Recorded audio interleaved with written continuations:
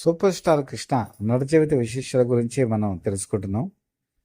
మాయదారి మల్లిగాడు ఈ సినిమా తీసేటప్పుడు ఆదిత్య సుబ్బారావు గారు తన గురువుగారు తన దగ్గరికి వచ్చినప్పుడు ఆయన చెప్పిన సలహా ఏంటంటే, మీరు ఎలానో ఈ సినిమా తీస్తున్నారు కాబట్టి మీకు ఎంతో నచ్చినటువంటి హీరోయిన్ అలాగే మహానటి అయినటువంటి సావిత్రి గారు కూడా మీరు పార్ట్నర్షిప్ కనుక తీసుకుంటే బాగుంటుంది, మీరిద్దరూ కలిసి సినిమా కనుక చేస్తే నేను ఫ్రీగా చేస్తానని కూడా అని చెప్పారు.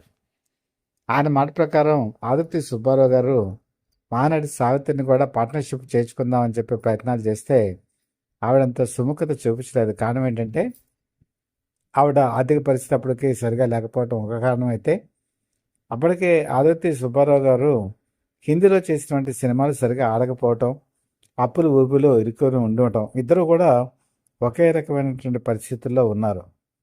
సో ఏ కారణమైతేనేమి ఆవిడ మాయదారి మల్లిగాడి సినిమాలోకి ఒక నిర్మాతగా రాలేదు. వచ్చుంటే పరిస్థితి ఎలాగుండేదో. ఆ సినిమా సూపర్ డూపర్ హిట్ అయింది, మంచి కలెక్షన్స్ కూడా సాధించింది. ఆ విధంగా కనుక ఆవిడ చేసుంటే మరి మంచి మార్గం ఒకటైనా దొరికి ఉండేదేమో అని అందరికీ అనిపించేది కూడా. అసలు ఆవిడకి విరోధులు ఎవరున్నారు అని చాలామంది ఫోన్లు చేసి అడిగారు. విరోధులు అంటే ఎవరు లేరండి. సహజంగా సినిమా ఫీల్డ్లో ఎవరు కూడా బయటికి విరోధం అంటూ ఉండదు, అజ్ఞాత శత్రువులే ఉంటారు. మనం పైకి ఎదుగుతున్నప్పుడు మనకు తెలియకుండానే కొంతమంది శత్రువులు ఏర్పడతారు. అంతేకాకుండా అప్పటికి రాజకీయాల్లో తలపడినటువంటి వాళ్ళు తమిళనాడులో చాలామంది ఉన్నారు. ఒక రాజకీయ నాయకుడితో ఆవిడకి సరిపడలేదు, విభేదాలు ఉన్నాయన్నమాట కూడా వాస్తవమే. ఇప్పుడు సీనియర్ జర్నలిస్ట్కి చాలామందికి ఆ విషయాలు తెలుసు. ఆ రాజకీయ నాయకుడి ప్రోద్బలంతోనే ఇన్కమ్ ట్యాక్స్ రైడింగ్ కూడా జరిగిందని అంటారు. ఏది ఏమైనా సరే ఒక వర్గం, ఒక బలమైనటువంటి వర్గం మాత్రం మహానటి సావిత్రి కెరీర్ని దెబ్బతీయడానికి ప్రయత్నం చేసిందన్నమాట మాత్రం 100% వాస్తవం. దానికి తోడు అదొక్కటే కారణం కాదు. ఆవిడ బరువు పెరగటం, తర్వాత డ్రింక్ చేయటం, తర్వాత ఫైనాన్షియల్ స్టేటస్ని సరిగా మెయింటైన్ చేయకపోవటం, గుడ్డిగా అంతర్ని నమ్మటం, ఇవన్నీ కూడా కారణాలే. ఒక్క కారణం అంటూ కాదు, అన్ని కారణాలు కూడా కలిసి వచ్చి ఆవిడ పతనానికి దారి తీశాయని కూడా మనం చెప్పుకోవచ్చు. ఆవిడ హీరోయిన్గా ఒక వెలుగుతున్నటువంటి రోజుల్లో ఆవిడ దాటికి తట్టుకోలేక మహానటులైనటువంటి వాళ్ళు అంజలీదేవి, ఎస్ వరలక్ష్మి, షావుకారు జానకి లాంటి వాళ్ళు తల్లి పాత్రలకి కన్వర్ట్ అయిపోయారు.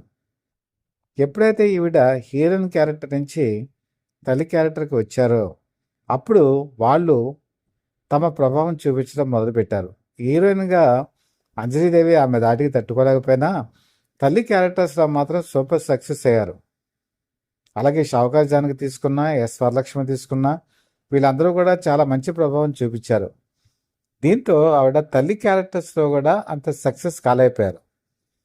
అవుయే వారే, కానీ అక్కడ జరిగిన విషయం ఏంటంటే ఈవిడ ఎప్పుడైతే తల్లి క్యారెక్టర్స్, అత్తగారి క్యారెక్టర్స్ వేయటం మొదలుపెట్టారో ఆవిడ మలయాళంలో ఒక సినిమా చేశారు, చులి అని చెప్పేసి ఒక సినిమా. ఆ చులి అనేటువంటి సినిమాలో ఆవిడ డ్రింక్ చేసేటువంటి సన్నివేశాలు చాలా ఉన్నాయి. అది మన యూట్యూబ్లో కూడా అవైలబిలిటీ ఉంటుంది, కాకపోతే కట్ అయిపోయి ఉంటుంది.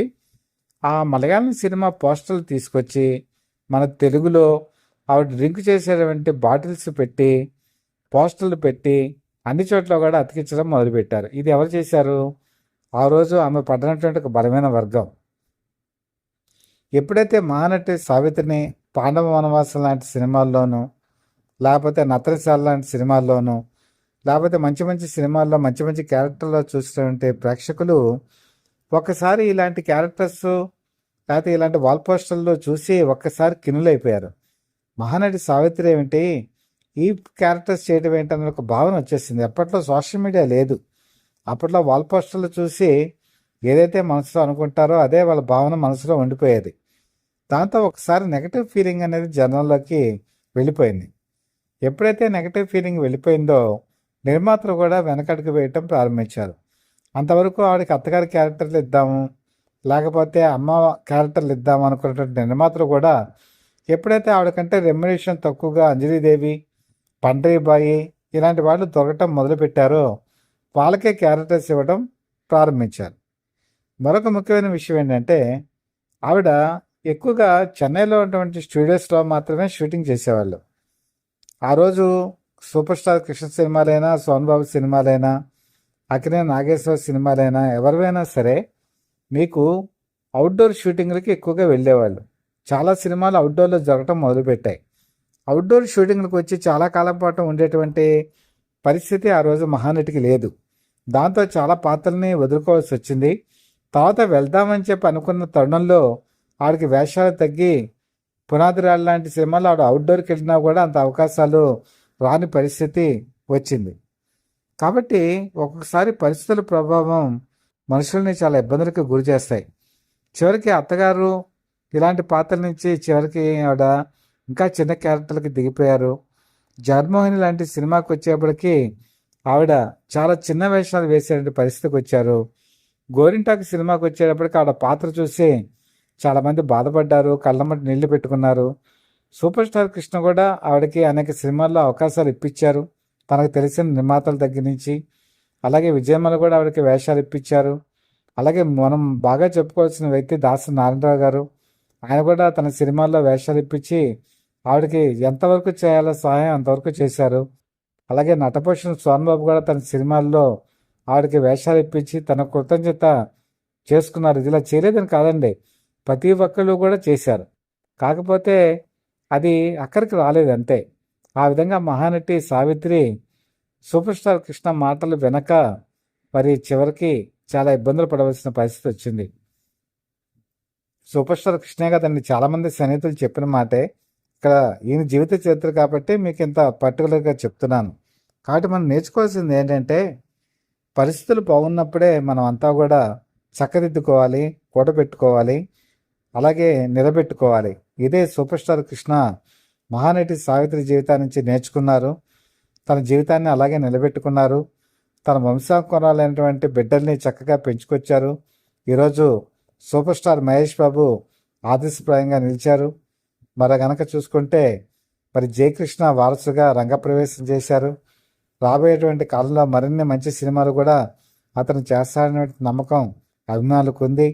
అలాగే తాత బాటలోనే నడుస్తూ మరిన్ని విజయవంతమైన చిత్రాలను నడవాలని చెప్పి కూడా చాలామంది కోరుకుంటున్నారు. కాబట్టి ఒక మాట నాకు గుర్తుకొస్తూ ఉంటుంది. మనం ప్రేమ సంకటి సినిమా కనుక చూస్తే, మెరుపులా మెరిశావు, వలపులా కలిశావు, కన్ను మూసి తెరిచేలోగా మిన్నలలో కలిశావనేట మాట ఏదైతే ఉందో, సూపర్ స్టార్ కృష్ణ సినిమా రంగంలో ఒక మెరుపులా మెరిశారు. అభిమానుల్ని వలపులా కలిశారు. కన్ను మూసి తెరిచేలోగా మన అభిమానం అంతా మనం తెలుసుకొని ఆయన మళ్ళీ ఆప్యాయంగా చూసే లోపల ఆయన మన మధ్య లేరు. అలాంటి వ్యక్తి మళ్ళీ మళ్ళీ రావటం చాలా కష్టం. ఎక్కడో బురిపాల నుంచి వచ్చి 21 సంవత్సరాల వయసులోనే హీరో అయ్యి అద్వితీయ విజయాలు సాధించి స్టూడియో నిర్మాణం చేసి ఎన్నో విజయవంతమైన సినిమాలు చేసినట్టు ఆయన యువతకి ఆదర్శప్రాయుడు.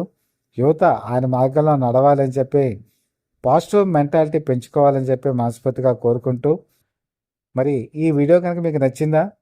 నిజంగా ఆవిడకి ఇబ్బందులు ఎలాంటివి ఎదురయ్యాయి, ఆ ఇబ్బందుల్ని ఆవిడ ఎలాగ తొలగించుకోలేకపోయారు, ఇవన్నీ మీకు కనుక కామెంట్స్ రూపంలో నాకు తెలియచేయండి.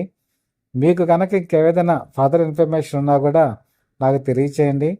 మీకు తప్పకుండా మా ఛానల్లో ఎప్పుడూ కూడా మంచి మంచి విషయాలు అందిస్తుందని చెప్పి మరొకసారి తెలియజేస్తూ, మీ మిత్రుడు శ్రేయభిలాషి, Satyavada people live TV chief editor, DVSS Krishnaprasad.